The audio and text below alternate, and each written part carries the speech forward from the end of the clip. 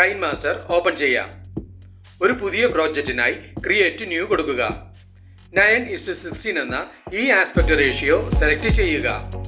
Advanced ഇവിടെ click ചെയ്യുക. Photo display mode fill screen ആക്കി മാറ്റുക.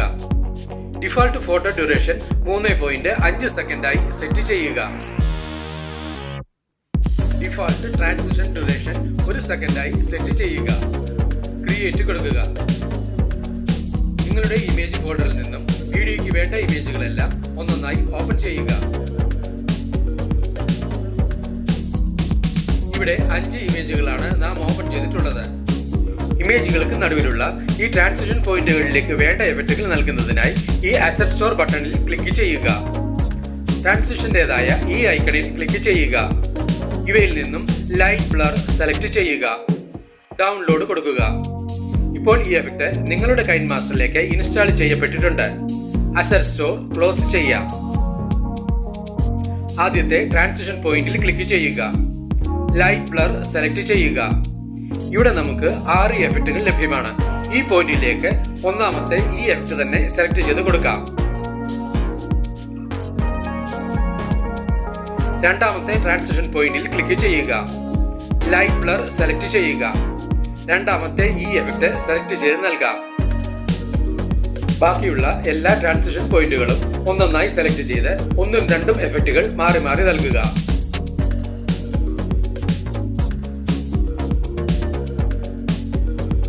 ഇവിടെ എല്ലാ ട്രാൻസിഷൻ പോയിന്റുകളിലേക്കും വേണ്ട എഫക്റ്റുകളും നൽകി കഴിഞ്ഞിട്ടുണ്ട്.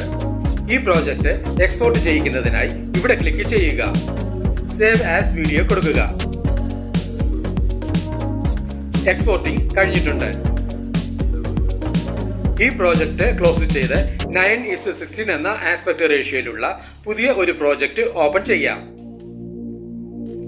നിങ്ങളുടെ എക്സ്പോർട്ട് ഫോൾഡറിൽ നിന്നും ഇപ്പോൾ നാം എക്സ്പോർട്ട് ചെയ്ത ഫയൽ ഓപ്പൺ ചെയ്യുക. ഓപ്ഷൻ ബാറിൽ നിന്നും അഡ്ജസ്റ്റ്മെന്റ് സെലക്ട് ചെയ്യുക. സാച്ചുറേഷൻ ഇവിടെ ക്ലിക്ക് ചെയ്ത് സാച്ചുറേഷൻ ലെവൽ മാക്സിമം കുറച്ചു കൊടുക്കുക.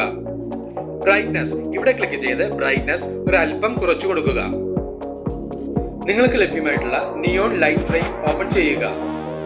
ഇതിനായി ഡിസ്ക്രിപ്ഷൻ ബോക്സ് കാണുക. ടൈം ലൈനിൽ നിന്നും ഈ ലെയറിന്റെ ഡ്യൂറേഷൻ മുകളിലത്തെ ലെയറിന് സമമായി വെക്കുക. എഡിറ്റിംഗിന്റെ സൗകര്യത്തിനായി ഇവിടെ ക്ലിക്ക് ചെയ്ത് സ്ക്രീൻ വലുതാക്കി വെക്കാം.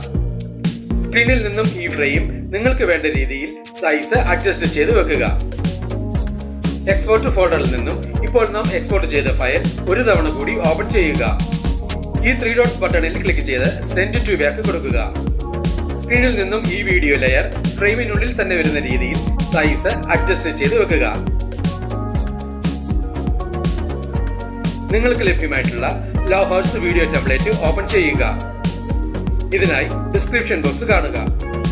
ഓപ്ഷൻ ബാറിൽ നിന്നും സ്പ്ലിറ്റ് സ്ക്രീൻ സെലക്ട് ചെയ്യുക. റെക്ടാംഗിൾ കൊടുക്കുക. ഓപ്ഷൻ ബാറിൽ നിന്നും ബ്ലെൻഡിംഗ് സെലക്ട് ചെയ്യുക. ഇവയിൽ നിന്നും ബ്ലെൻഡിംഗ് ഒപ്പാസിറ്റിയായി സ്ക്രീൻ സെലക്ട് ചെയ്യുക. വീഡിയോയ്ക്ക് വേണ്ട ഒരു ബോർഡർ ലൈൻ ഇമേജ് ഓപ്പൺ ചെയ്യുക. ഇതിനായി ഡിസ്ക്രിപ്ഷൻ ബോക്സ് കാണുക.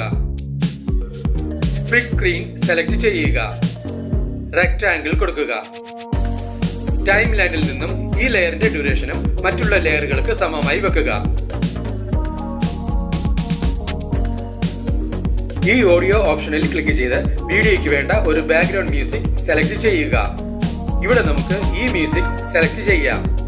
ഈ പ്ലസ് സിംബലിൽ ക്ലിക്ക് ചെയ്ത് സെലക്ട് ചെയ്ത മ്യൂസിക് ടൈം ലൈനിലേക്ക് ആഡ് ചെയ്യുക. ടൈം ലൈനിലുള്ള എല്ലാ ലെയറുകളുടെ ഡ്യൂറേഷൻ ഒരുപോലെ തന്നെ ആയിരിക്കുവാൻ പ്രത്യേകം ശ്രദ്ധിക്കുക.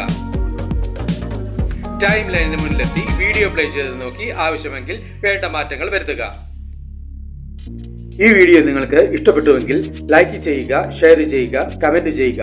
ഒപ്പം കൂടുതൽ വീഡിയോകൾക്കായി സബ്സ്ക്രൈബ് ചെയ്യുവാനും മറക്കരുത് എന്ന് പ്രത്യേകം ഓർമ്മിപ്പിക്കുന്നു.